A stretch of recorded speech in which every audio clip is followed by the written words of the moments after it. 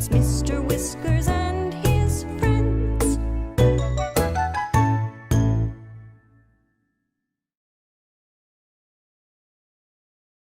Meow, meow, meow, meow, meow, meow, meow, meow, meow, meow, meow. Meow, meow, meow, meow, meow, meow, meow, meow, meow, meow. Oh, hi there, everyone. I was just having a little nap before story time.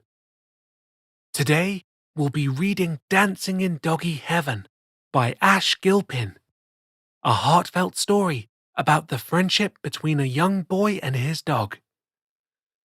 And without further ado, sit back and relax. Rest your head, your nose, and your toes. Open your eyes and open your ears. Put on a smile and enjoy the show.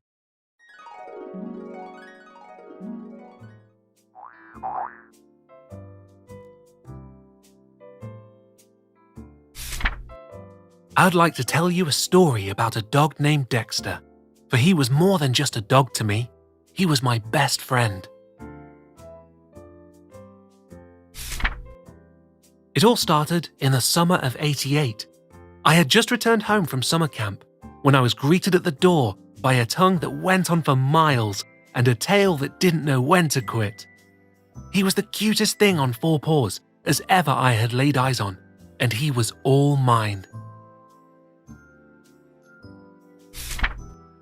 The two of us became an inseparable pair, would take off on adventures around town, exploring the wilderness and parts unknown. There wasn't a stone we passed that didn't go unturned. I'd show him how to fish down by the local quarry.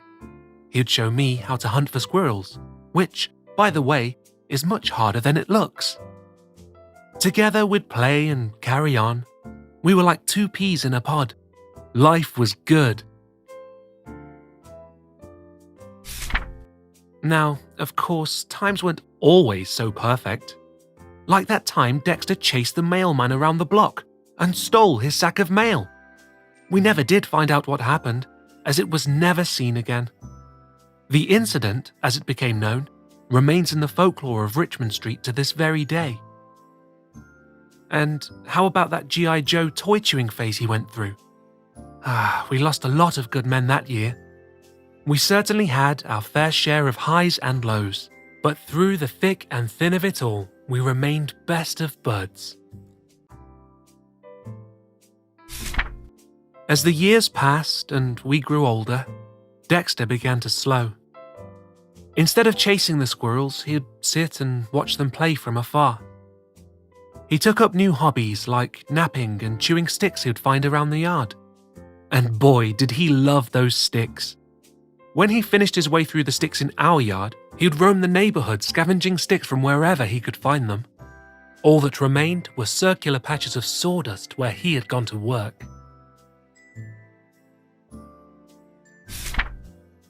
At night, we'd lay in bed and watch TV. He'd curl up alongside me and use my lap for which to rest his head. He'd stare up at me with heavy eyes slowly drifting off as I'd rub his belly. He always felt safe, secure, and loved when by my side. As did I. Then, a day came that no one could have ever prepared me for. It had started off like that of any other, but when I returned home from school on this day, there was no wagging tail waiting to greet me at the door, no long and slobbery tongue waiting to lick me all over, no ball waiting to be thrown. For that was the day my best friend, my most special friend, had passed away. Confused and saddened, I escaped to my bedroom where I laid under the covers and wept for what seemed to be days. Later that afternoon came a gentle knocking at the door. It was my grandmother. She had come to visit me after hearing of the news. She sat down beside me and proceeded to tell me the story about the dancing dogs in Doggy Heaven. Dancing dogs? I asked, while slowly wiping the tears from my weary eyes. Why, yes, of course, she replied. She went on to explain. See, once a dog leaves this world for heaven above, they must first pass through the pearly white gates, guarded by its keeper, Saint Bernard. Patrons seeking passage are asked but 2 questions. Have you found joy in your life? And has your life brought joy to others? Those true of heart are permitted to pass, she explained. On the other side of the gates lies a grand spectacle of dance and celebration, the likes of which you could only imagine. Dogs leaping through the clouds, twirling and spinning, paws frolicking along the enchanted rainbows overhead. A seemingly endless supply of sticks, as far as the eye can see. Truly a paradise in which a dog could revel. So, you see, the ending of one life is merely the beginning of another.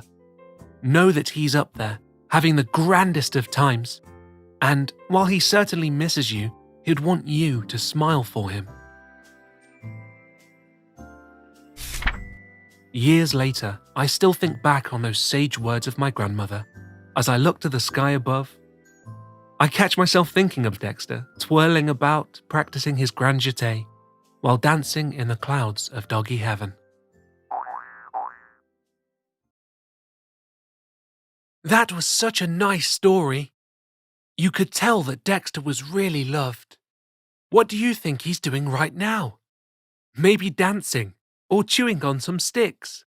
Either way, I'm sure he's one happy dog. Until next time, my young storytimers, this is Mr. Whiskers saying meow and good night.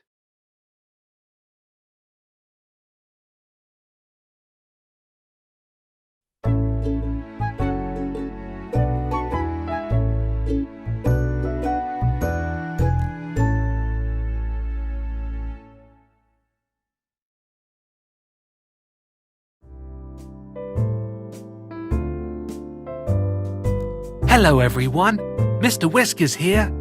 Enjoying our story times? Be sure to subscribe to our channel and never miss a story.